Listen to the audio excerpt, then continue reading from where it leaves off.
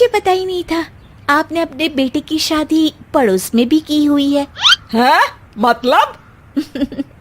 मतलब इस घर में सारा काम बहू ही करती है, आप तो सिर्फ खर्राटे मारती हैं। अच्छा जी, फिलहाल तो तुम आराम फरमा रही हो, चलो जाओ, ये मेरे टीवी देखने का समय है। आहा, इसीलिए मुझे भगाया जा रहा है। सॉरी, अब तो बिल्कुल नहीं जाऊंगी। प्राची की इस बात पर दोनों सास बहू के बीच टीवी रिमोट के पीछे बच्चों जैसे छीना झपटी शुरू हो जाती है, जिसके बीच श्लोक भी काम से घर वापस आ जाता है। हाँ, आज मेरी चूहे बिल्ली की जोड़ी किस बात पर झगड़ रही है? अरे तेरे बीवी मुझे टीवी ही नहीं देखने दे रही। अरे तुम्हारी मम्मी मुझे खाना बनाने के लिए फोर्स कर रही है। अरे वाह, ऐसे बेतुके रीजन पर तो बच्चे भी झगड़ा नहीं करते। अरे मुझे कुछ मत बोल, सब इसने ही शुरू किया है। हाँ हाँ, जैसे आप तो बहुत दूध की धूली है ना। अरे बस, दोनों चुप। प्राची जाओ, खाने की तैयारी करो। और माँ तुम छोड़ो, तुम्हें क्या बोलूं, शांति से अपना सीरियल देखो, मुझे दोबारा लड़ने की आवाज सुनाई नहीं देनी चाहिए। ऐसा बोलकर श्लोक वहां से चला जाता है, जिसके पीछे पीछे प्राची भी कुछ न कुछ बड़बड़ाते हुए रसोई में चली जाती है। हाँ हाँ, सासू जी को तो कुछ बोलेंगे ही नहीं, बस मुझ पर ही हुक्म चलता है, खाना बनाओ, जैसे मैं इनके घर में खाना बनाने के लिए आई हूँ।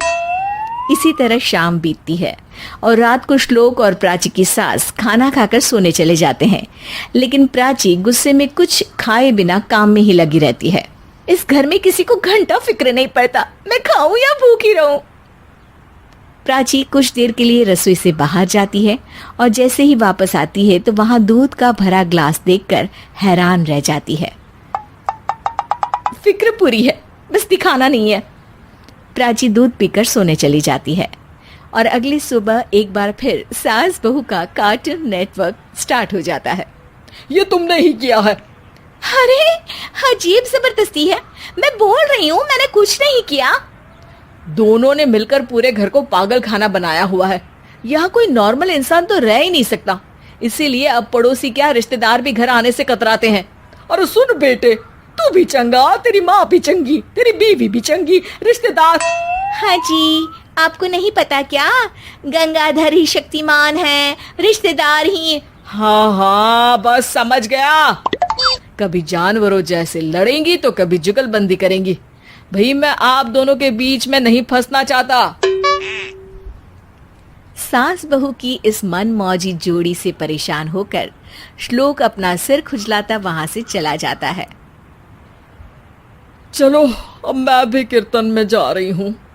इस पर जैसे ही सास कमरे में अपना पर्स लेने जाती है तो वहां नाश्ते की प्लेट रखी देख मुस्कुराने लगती है और नाश्ता करके घर से बाहर निकलते हुए कुछ पैसे टेबल पर रख जाती है, जिसके कुछ देर बाद सिलेंडर वाला घर आता है। ओ मोरी मैया, मैं सिलेंडर के बारे में तो बिल्कुल भूल ही गई थी। घर खर्च के सारे पैसे भी मम्मी के पास है और श्लोक से बोला तो उल्टा 4 बात सुनाएंगे। प्राची ये सोच ही रही होती है कि अचानक उसका चेहरा चमक उठता है और वो घर में आकर इधर उधर देखने लगती है। तभी उसकी नजर टेबल पर रखे पैसों पर पड़ती है, जिन्हें वो सिलेंडर वाले को दे देती है। ये सब श्लोक देख लेता है।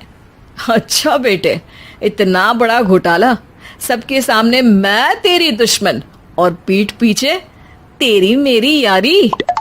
इस पर श्लोक एक प्लान बनाता है और शाम को सब एक साथ बैठे होने पर बोलने लगता है। माँ, तुम दोनों की बहुत लड़ाई होती है, इसलिए मैं सोच रहा हूँ कि प्राची को उसके घर छोड़ाऊं, इससे वो भी खुश रहेगी और तुम भी। अचानक श्लोक की ये बात सुनकर सास बहू शौक से उसकी तरफ देखती है। अरे ऐसे कैसे घर छोड़ाओगे, मुझे कहीं नहीं जाना। अरे तुमने बोला नहीं पर मैंने सुन लिया, तुम्हें मम्मी के साथ रहना अच्छा नहीं लगता, मुझे पता है। अरे वाह, अरे जब बहू खुद कुछ काम बोले तो वो तुझे सुनता नहीं, और अब जो इसने बोला ही नहीं वो तू समझ गया। जब उसे नहीं जाना तो फिर जबरदस्ती क्यों कर रहा है? अच्छा, फिर आपको मौसी के घर छोड़ाता हूँ। बस अब आप दोनों एक घर में एक छत के नीचे नहीं रह सकती।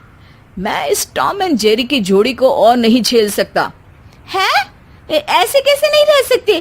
तुम्हें इतनी दिक्कत है तो तुम्हारा बोरिया बिस्तर पैक कर देती हूँ, लेकिन मम्मी जी कहीं नहीं जाएंगी। बिल्कुल यही सुनना था मुझे। अगर दोनों में इतना ही प्यार है फिर हर वक्त ये लड़ाई का नाटक क्यों करती हो? देखा मैंने कैसे माँ किचन में दूध रखती है और तुम उनके लिए कमरे में नाश्ता रखती हो, और कैसे वो पहले ही तुम्हारी दिक्कत समझकर घर में पैसे रखकर बाहर जाती है। अरे भाई, इतना ड्रामा तो डेली सोप में भी नहीं होता जितना तुम दोनों ने इस घर में फैलाया हुआ है।